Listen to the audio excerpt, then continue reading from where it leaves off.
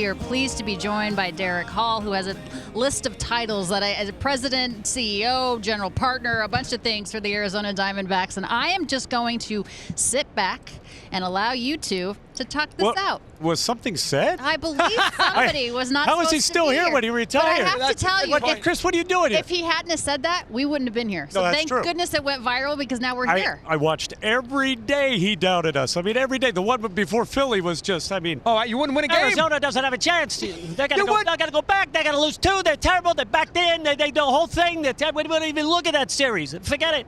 The worst was the Dodgers. Pretty good. You're not going to win a game. Wow. You did say that. Then we're gonna go back. We're gonna lose to Kershaw this time. This time they're going to get beat. They're no good. They're terrible. They're backed in. They're horrible. And not only that, I did not realize that, because when the Hall of Fame thing happened, he had to replace Chipper. And I said, remember. Chipper Jones. What does Hall know about the freaking Hall of Fame? He's been in baseball for 30 years. You should have gotten on me about that. You saw me say that? I watched it. I watched it next day. Yeah, we were there for it was winter meetings, but I was there and I got asked to fill in. Oh, that's right. I got killed by Mad Dog. You know that back then too. You've been on me all the time. I apologize. Where are you? What is this place? It's Chase Field. Well, you know, he did that too. One ballpark. Call this place Chase. It was whatever. It hasn't been the Bob for a long time. And you know, you got back at me because my radio, you stuck me right out there in the center field bleachers. Hey, you weren't alone. I mean, nobody's picked us, right? Oh, I know. Nobody's picked us. But does it make it more gratifying? It's good. They didn't attach it to retirement, though. Nobody.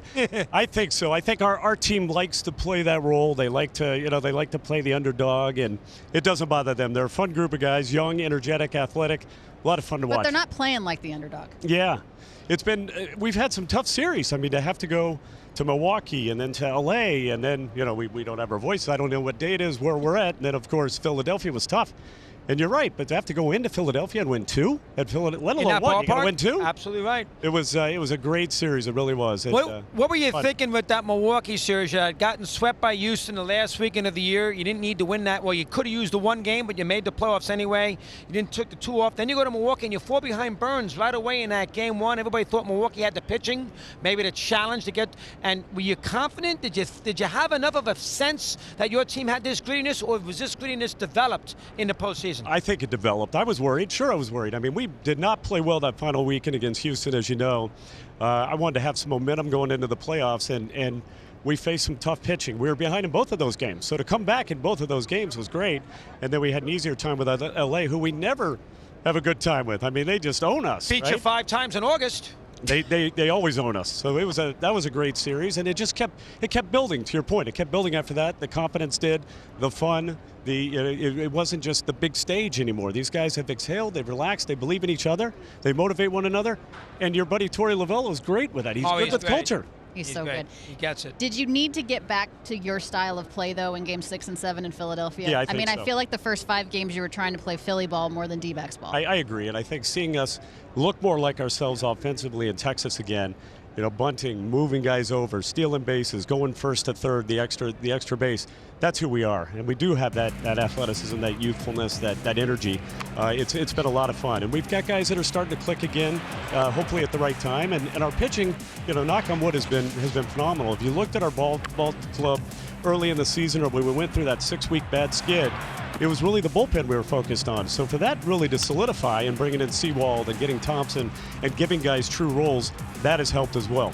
Lost 23 of 30 there in the month of July, and you bounced back. What was your feeling? What was the clubhouse like after they lost in Game 1 in this series with the home runs in the 9th and that was a body blow. Tough way to lose. It really How'd you handle that? Let me get your thoughts there. They've been great. They've dealt with adversity all year. They never really let it back them up. And I look at the way we played all year. Rarely did we lose a game, come back and win a game. We were the type of team that would lose 2, win 3, going in spurts. But you could see it never bothered us. We never had our backs against the wall or never worried about a game. They are quick to get rid of it. They flush it. Short memory, which is very important in this game. And you got some veterans in there now helping out this youthful team. Even though you've got a lot of 23-year-olds, when you've got guys like Pham and you've got guys like Longoria, Seawald, they've been there. And so they helped this young team get to that next level. I have to say, Derrick, it's really nice to see Mike Hazen with a smile on his face. It has been an incredibly difficult stretch for him and his family, obviously, losing his beautiful wife, Nicole, to brain cancer. They have 14 boys, but the happiness is palpable. How big has this been for him, his opportunity to not forget what happened, certainly, but just to have something positive. I know she was a massive D-Backs fan and was very much involved in what was happening with this team. Nicole knew everything that was going on. She never missed a pitch. She knows baseball better than he does. And it's great for Mike. It's good to see that he is able to turn the page with positivity. His boys are happy. He's happy here. I'm thrilled for him. He's put together a great team. He does such a good job. And, you know, he and Tori are inseparable, and we feel the same way. He's family. His family's part of our family, so I love seeing that smile on his face, too, and he deserves it. He's done a great job. And I know Kristen Lavello has been instrumental in helping the Hazen family since Nicole's passing, and I wanted to also commend you guys. You brought your entire staff out to Arlington to be able to celebrate there in Arlington. That's a classy move, and what does that mean to the organization? You can see them all there cheering. Yeah, it was great. I got up there to see them before Game 2, or actually in the middle, and we could hear them. I mean, they were loud as could be. It does mean a lot. That's part of the culture. We talked about the culture in the clubhouse. It's really the culture in the front office as well.